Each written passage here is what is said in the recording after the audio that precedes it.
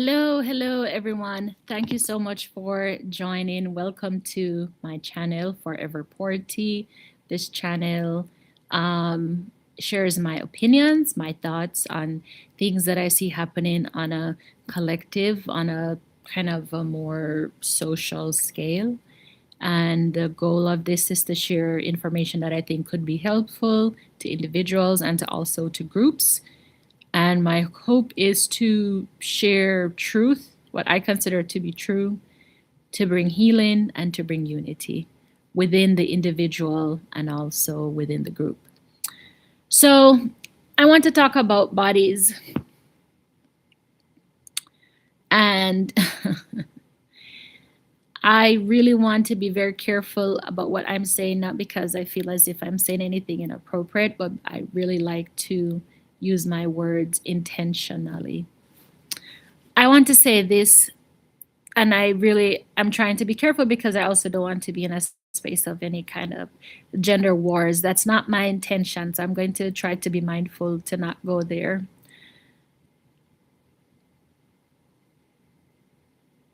I have seen, as a person that has lived in a kind of Western philosophy and, kind of Western culture, how some ways of viewing women and women's bodies to me as humans is so behind. I just have to say it. It's just so archaic.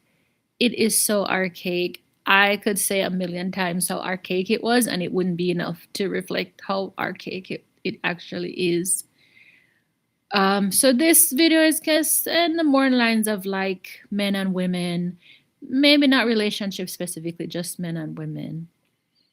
I was watching a show that does have to do with relationship and giving advice on relationships. And the view that some of the invited guests, speakers, had was very interesting. I heard one person make a comment that, so I'll say it this way. In the dating space, I have seen this where I've heard of this experience where there are some men that will say to some women, kind of inquiring about their past, right? What is your past? Who have you been with before? What's your past like? And you might think, oh, well, this person cares. They're trying to get to know me, etc., etc. And some men, the way that they use this information to get to know about your past, like who have you been with in an intimate way, is going to be used against you. So it's kind of like when they arrest you and they read your Miranda rights and they say everything you say can and will be used against you in a court of law. There's some men that, for some math that is out there in the world, when some men speak to women and find out, oh, you dated someone, and oh, that person, let's say, for example, a woman is saying that she is looking for a man that, maybe is educated or a man that is established in life. The man is listening and said, oh, okay, so have you dated a man before that was established or educated? And the woman might say, no. And then the man may go, okay, so then why are you asking for that now? I want to say, I really want to use the word despicable, but I'm trying to be kind. I don't know why I'm trying to be kind, but I think that's a very despicable thing to say to a person. I think to hold someone to what they did in the past and feel as if they cannot ask for anything else. I'm just going to be honest. It's pretty trifling. It's unevolved. It's an old way of thinking. Now, from what I understand about relationships and marriage, um, women were property for so long and still are property to this day. Um, women were property for so long, and their value was in a man. Typically, the man was their father, and the honor of the man was the honor that the daughter had. So if the father was a politician, if the father had education, the father was a wealthy man, the father was a farmer, that was the same status. That kind of, the daughter is being identified as the status of the father. And so this way of doing this, oh, who was the man that you were with and what was his status? Okay, so you want better? How can it be?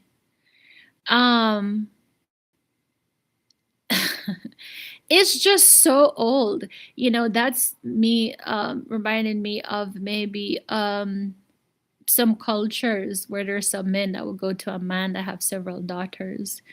And in those cultures where daughters are not valued because the daughter is seen as a waste of resources. It's someone that you birth, someone that eats up all your food.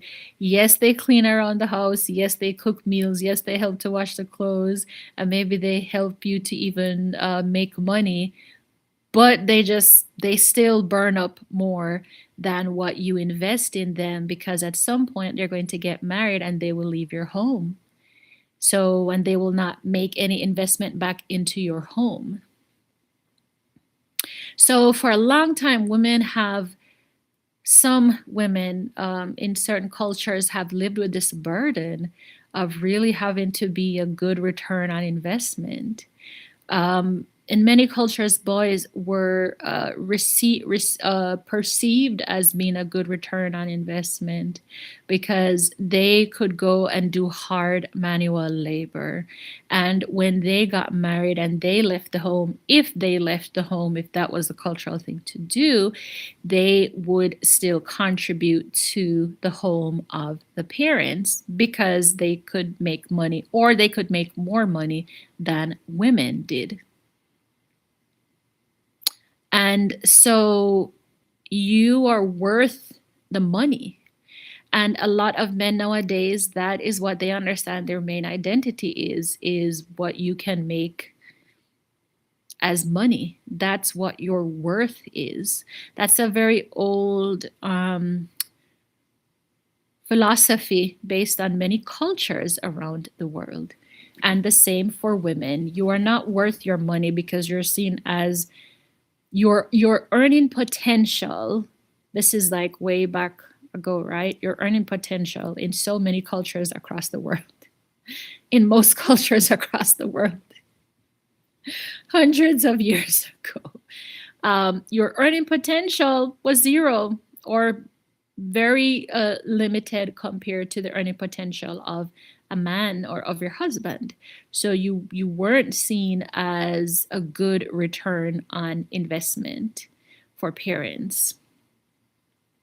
So what were you seen as? You were seen as something to be traded in, so that the parents could get a son-in-law that will hopefully help them out if they need to, right? Or maybe not if they need, when they want. So women were kind of traded their beauty, traded their bodies, kind of a bit as bait, how you'd put bait in the water when you're trying to catch a fish so that they can get a bigger fish and help the family out. So, this way of asking a woman, who was the last man you were with and how did you accept that? Now, I'm not saying that someone cannot be curious about people's past relationships, but I think that when you make it a non-negotiable, or this requirement that said, oh, your last partner or your last, father of your child, he didn't make whatever, whatever it is per year, and now you're asking for someone that makes that. How do you think you can ask for something different? How do you think you can do that? I really do not understand men. I don't understand why some men feel as though women should be stuck and should be frozen in the past. I mean, I do understand it in a way because they're the ones that benefit. They are the ones that would benefit from women being stuck, from a woman saying, oh, the last person I dated lied and cheated on me, so I shouldn't ask for better in the next relationship. You shouldn't? And I kind of wonder if some men that think this way, if they were talking to their bros and their bros say, oh, my girl is lying and cheating on me, if they're thinking about the best advice for their friend, they would probably tell their friend, okay, leave that person. And also, don't choose another person like that in the future. Unless you're a person that just, you're out for the toxicity, because some people will admit that they like a bit of toxic. But if you're not such a person, as a man, I feel like most men would advise their good friends, people that they actually value and care about, to leave that person and or moving on. Don't choose another person like that. But for some reason, when women that those same men do not know come into their life and say, I'm looking for a man that is better than the one I had before, it's like, well, why do you want this upgrade? How can you show me you deserve to have this upgrade? Who are you to be upgraded? So it's almost as if you need to have some just out of this world, exceptional, gifted reason as to why you need to upgrade your life. But men don't need that. Why? Why the double standard? I understand that not everything in life is fair one to one. But in this particular thing of what I'm talking about, why is there a double standard? I'm literally trying to figure it out. I'm asking the question and because my brain, I don't know what the answer is. All I see is that it benefits men for women to stay in a stuck and stagnant place. And that's why I say I think it's despicable. I think it's absolutely despicable. I think it's just 100%, 1,000, 1,000,000% despicable. And I am frustrated every time I hear that brought up. Oh, you were with this person and this is what they did. Well, why would you want better for yourself? Why wouldn't I want better for myself? Why would you not want me to want better for myself? And this is why they say bros before those. Many men have their allegiance to other men before they do to even some of them their girlfriends. I'm not saying all men are like this. Please know that I know that not all people do the same thing. That's why I'm trying to be very careful with my words. But for what I see in some aspects of certain cultures, it's despicable. And I feel sad for the women that have to listen to those men that grew up in those households and heard or even overheard conversations where men would talk about women like their worth was only in this purity of their bodies. And yet those same men, a lot of them, would try to make you unpure, trying to coerce you to be unpure. And some of them would force you, and you didn't have a choice. So where is the accountability? Who's holding some of these men with these thought patterns accountable? Because a lot of women cannot hold them accountable. They don't feel accountable to women. A lot of men feel more accountable to other men. But where are those men? They are there, but are they there enough? Are they speaking out enough? Are they calling out the foolishness enough? Are they calling out the disadvantage that's been done to women by the men thinking, well, you deserve the same as you have always had? And it's very interesting because a lot of men, they have something in them to grow, to increase, to be better than where they were, than where they started. But for some reason, women are not extended the same courtesy. Women shouldn't grow. Women should just know from they're a child, this is who I am, this is who I will accept, and I will not make one mistake in life. Because if I do, if I slip up once or twice, that's it. I signed my fate away. But men allow themselves more space to slip up, and they still hold their value. Isn't that selfish? Why, if both of us slip up, whatever the mistake is you think I made, you still hold your value? Why? Why do you implicitly have more value than me? Or why is it that your value doesn't decrease at the same rate as mine does? What about a woman makes their value decrease at an accelerated rate to a man? I have no idea. Now, if you talk about the biology of it all, okay, yeah, biology, if you're going to be inclined to that, eggs, producing children, reduction of eggs, no more eggs.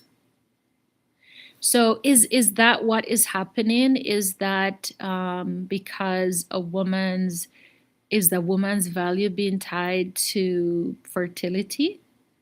Is that why it's seen as an accelerated decrease of value due to loss of fertility? And men don't really have this loss of fertility. They could have a child at 73. So it sounds funny, but I think that could be an element to it. I think biologically, instinctively, there could be an element to that. But the great thing with having the human experience is that you're not just subject to what your body does. You have a mind. And hopefully we're using it. And, I just implore everyone, even as women, because sometimes we internalize and we can perpetuate some of these just old archaic programming that really needs to get out of here. It really needs to die. It needs to go away. The programming needs to cease. We are worth more than our father's name. We are worth more than our father's honor. We are worth more than our mother's household and honor. And whatever we have been through before in the past, we don't have to stay stuck. And this is very interesting This is very interesting because for some men that do not extend grace to some women based on judging them about their past, but they would extend grace to themselves for their past. But I've heard them say that men marry women hoping that they'll stay the same, and women marry men hoping that they will change. That means that historically, I would say more so than modern relationships, but traditionally, women have had to marry men, period, because that's the only way you could survive is to be with another man or to be with a man, another man from your father is what I'm saying. You um and so and women didn't have a lot of choice in who they were with, not in every culture, but I would say in a lot of cultures it was very common. Women did not have 100% choice in who their husband or life partner was going to be. So they had to go with whoever their parents said or whoever their father picked out or whoever the grandparents, said was best for them. So they had to marry men hoping that those men would change into being the person that they wanted them to be.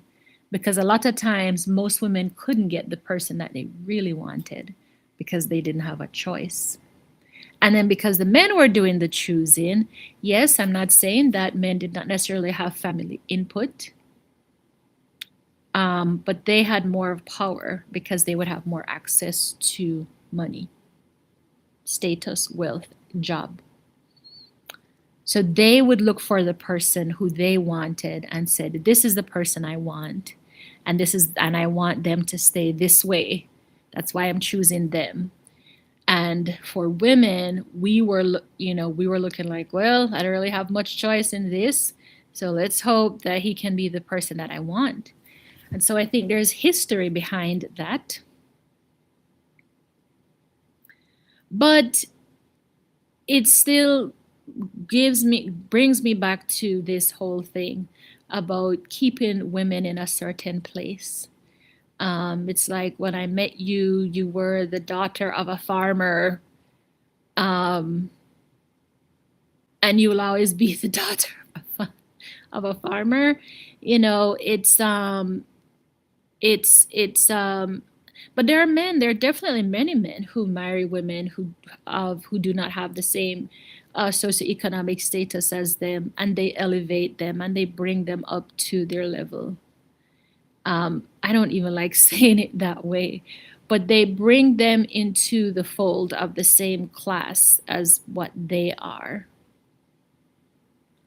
Um, and then there are some men that they just say, well, this is how I found you, so I cannot see you growing beyond this. I can't see that you could have changed. I can't see that you could have dated someone that sold drugs, and now you understand that maybe that wasn't the safest way to live. Or I can't see that you're a person that did certain things and you have learned from that.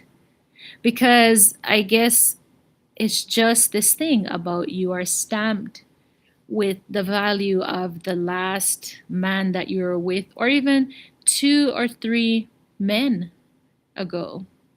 Now, one could say, well, to every action, there's a reaction. People should be held accountable for your behavior if you have certain patterns.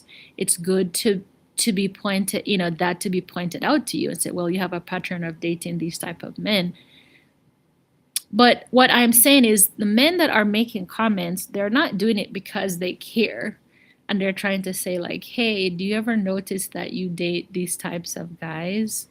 They're not saying this in a helpful way. They're saying it in a judgmental way. And they're saying it in a you are marked down lower than way. And I just think it's terrible.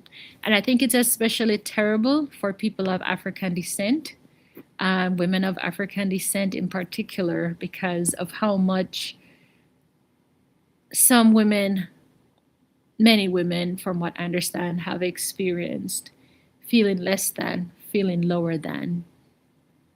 And then you have a person that you think may be able to relate to your experience because of similar cultural background. And instead of them trying to inspire you or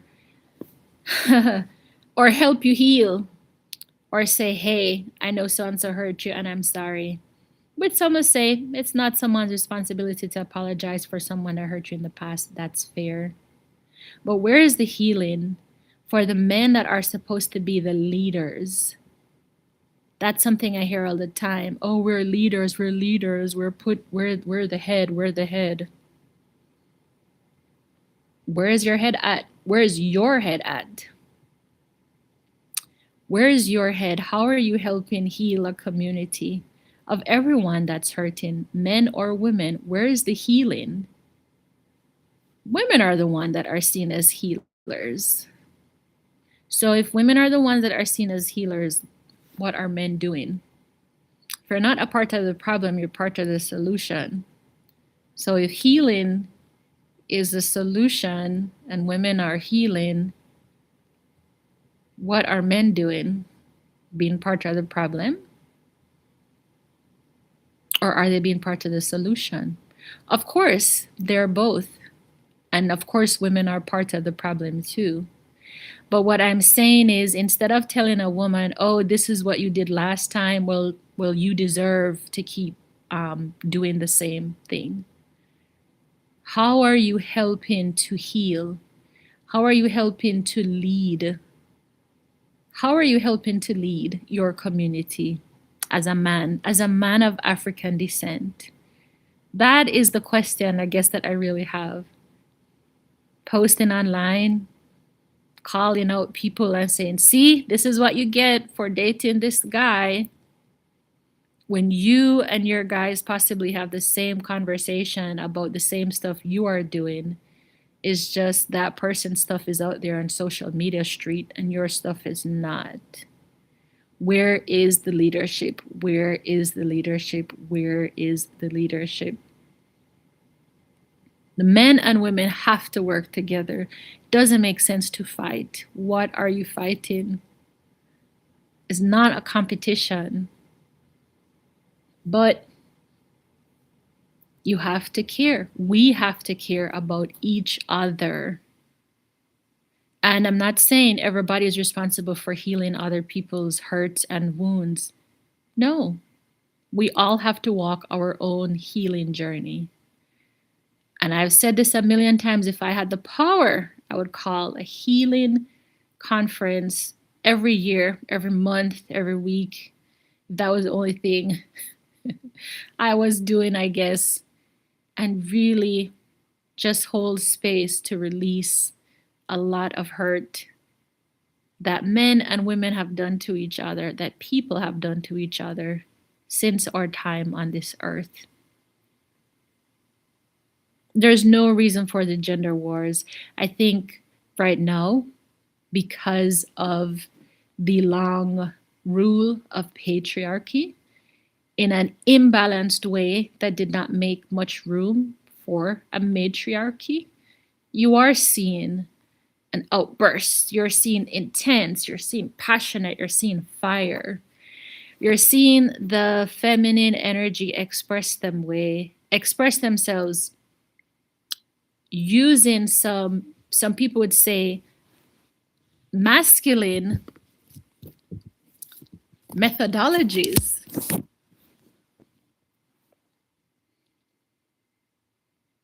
The passion, the intensity, the fire, the I'm going to match you one for one.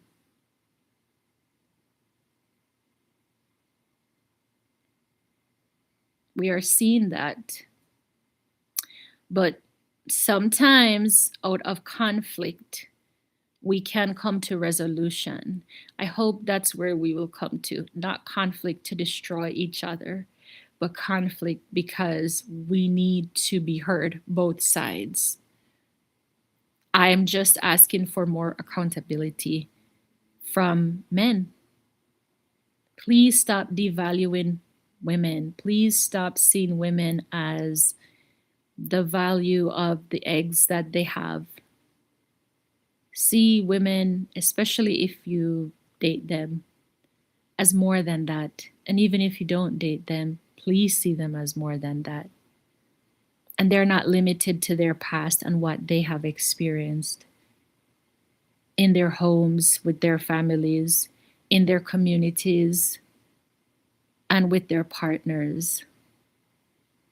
Sometimes I feel as though some men say, "Oh well, how did you not know to leave this guy? He was doing all of this to you."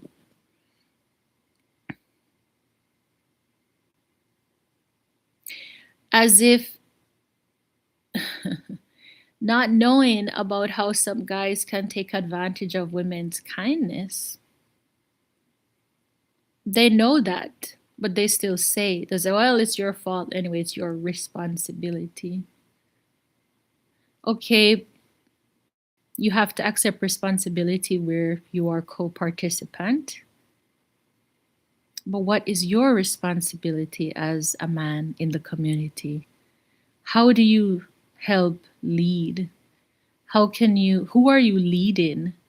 Can you lead anyone? Can you lead your friends?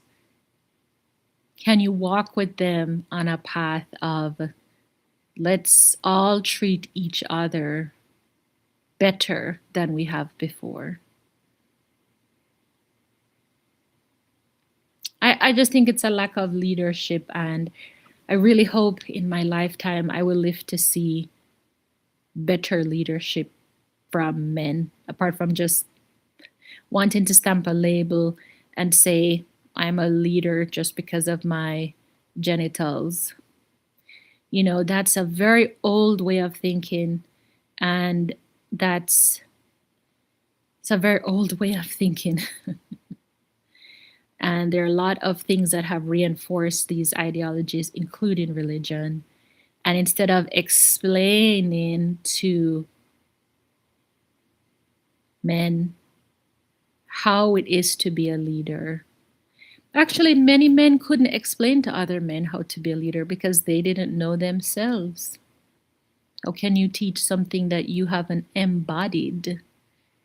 You can only teach what you read in a book or what you studied in school, but have you embodied it? Have you embodied a good leader? Many men have not embodied good leadership and couldn't point it out to you for anyone that they know personally, and women as well. And it's sad. But at the same time, some men want to point a finger and say, oh, you should have known better. Well, how should I have known better as a woman if the men in my life weren't great? What do you want me to do about that? I didn't have a great foundation from the start, so I made some poor choices. And now I have changed, but you want to hold me to my past because you think if I join with you that I will depreciate your quote unquote value. But remember, men and women don't depreciate at the same rate. So even if I join with you, you will not be depreciated that much. So what's the issue? Is it really that I will depreciate your value? Or is it that you will treat me like crap because you think I am depreciated? You know, and sometimes I've heard some men talk about this like, oh, other people will think this about you. No, you're really saying this is what I think about you. This is how I see you. How do you expect people to see you like this if you have done this? What they're really saying is, how do you expect me to see you as a valuable woman who has learned lessons? But you have had poor examples, poor role models. And then if you ask those same men who are criticizing, What examples do you personally know that are good examples that you saw embodied good leadership? They couldn't tell you, but they would judge you because you didn't have good male leadership in your life or good male guidance in your life and fell into some traps. It's just ridiculous. It's ridiculous and it's annoying. So that's my opinion. There's another video that I want to make, but I'll have to make it another time. But I'm going to end it here for now. Thank you so much for taking the time to listen. Please know, doesn't make sense to have a war. And if we are having a war, it's only because we're trying to, I would say a conflict. I don't like the word war. Conflict, because we disagree on things, but hopefully it's to get to some kind of resolution, to learn how to move on together and not to try to annihilate each other, because we all need each other. So thank you so much for taking the time to listen. Please give your comments. I would like to hear what you have to say below. Once again, not once again, but as always in every video, I like to say happy birthday to you if you're watching this video and today is your birthday. Have a happy, happy, happy, happy birthday. I hope it's a day that's filled with love and light and joy. And I wish you so many blessings, an abundance of wealth, abundance of health, abundance of peace in your life. So thank you for taking the time to check this video out. And as always, I will see you in the next one. Bye for now. Bye. Sayonara. Bye.